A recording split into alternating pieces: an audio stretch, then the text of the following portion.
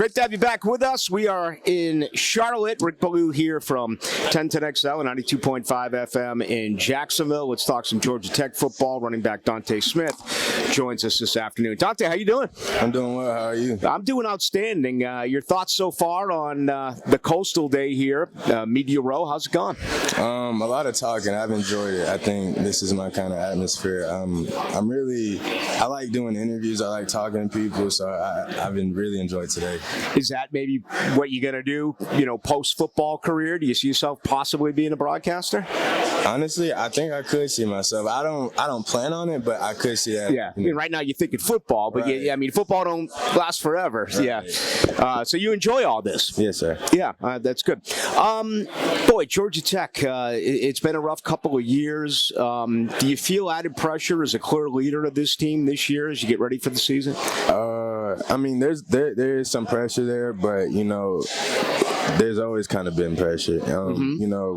With the adversity we have, what people think of us, how the seasons before it went, we kind of just use that as fuel to go into this next season and do what we have to do, which is win. And so, I don't look at it as a negative thing. People can say what they want, and everyone's entitled to their own opinion. But we kind of use that as a motivation to go into this next season and prove everybody wrong. I know it was a big change, the entire program when Geoff got there, implementing a totally new offense and everything that went along as far as those lines. But what has been missing, in your opinion, at Georgia Tech? In my opinion, what's been missing?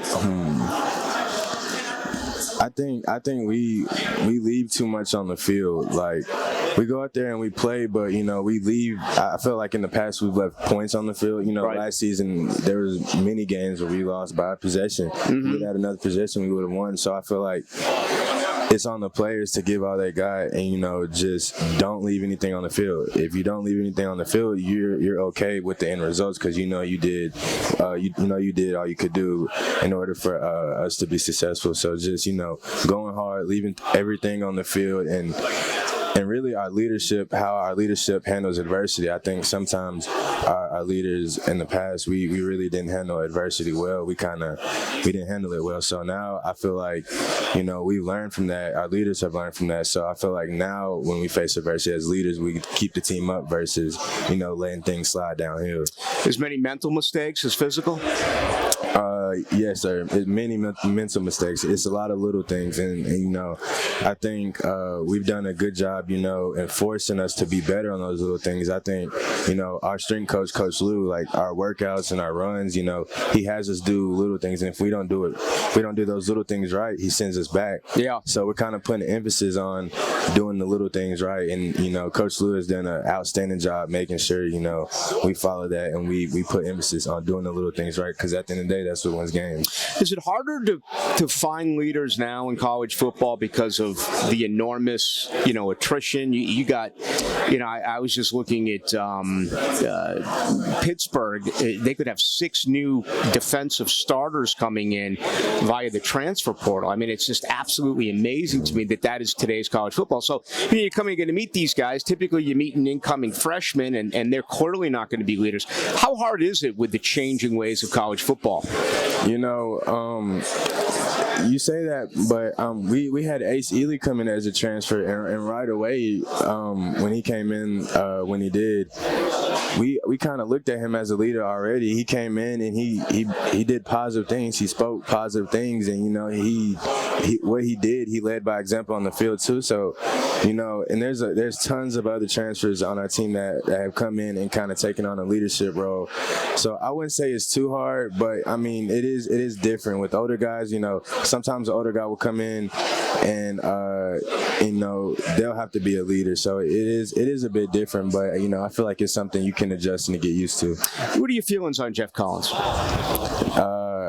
Coach Collins, I love him. He cares a lot about his players, and I think that's a big piece as a head coach that you have to care about your players. He cares about our health, mental health, and he goes out of his way to make sure that we're okay, we're living comfortable, and that's where it starts. It doesn't start on the football field. It starts in those aspects, and I think he does an extremely good job on it. What do you believe this year year after, the last couple of seasons, and there's obviously pressure on your coach. What are your expectations for 2022 in the Yellow Jackets? My expectations, obviously, do better than we have in the past seasons, win more. But also, I just want, for this program to leave the identity that people have given us outside of our program. So, of course, the seasons haven't been what we want them to be, but now people are starting to put this identity on Georgia Tech football that they're not good, they play soft and all this.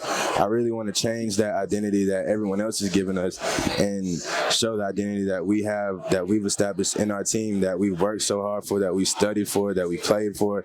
I want that identity to be the one that everyone else look at us with. We're on in Jacksonville, and a few years ago, Jeff Sims came into our radio station and announced that he was going to go to Florida State. Then, of course, he did not. He went to Georgia Tech. It seems like he's been there for quite some time. I mean, as a freshman, you guys went into Tallahassee. Jeff did in beat FSU. His leadership and your overall thoughts on your quarterback? So I was there. I was there when Jeff got there, and watching him grow into the player that he is today is just it's crazy. I mean, he's smarter, he's better, he's bigger, he's faster, and it seems like it just keeps adding up. I'm excited for him. I see the way he's leading our offense. I see the way he's leading the team, and it's night and day from last season to what he is right now throughout OTAs. It's night and day, and I'm proud of where he's coming. And I think Coach Winky is doing a good job with our quarterbacks and all of them. So you can see the progression with Jeff every day, and I just love to see it. Yeah, Chris Winky obviously did great things in the Atlantic Coast Conference. Good to see him now at Georgia Tech. Hey, as we let you go, it's obvious by talking to you, you're a leader and you're a team guy. Any personal goals this year for yourself, Dontae? Personal goals, I just want to finally show what I can do. I think in the past, I haven't really played much, so with me being an older guy now in the room and kind of taking that role, I think I can finally show what I'm able to do, and I'm excited for everyone to see it. Appreciate your time. Best of luck to you this year, Dontae. Thank you. There he goes, Dontae Smith, running back, Georgia Tech, joining us here in Jacksonville on 1010XL and 92.5 FM.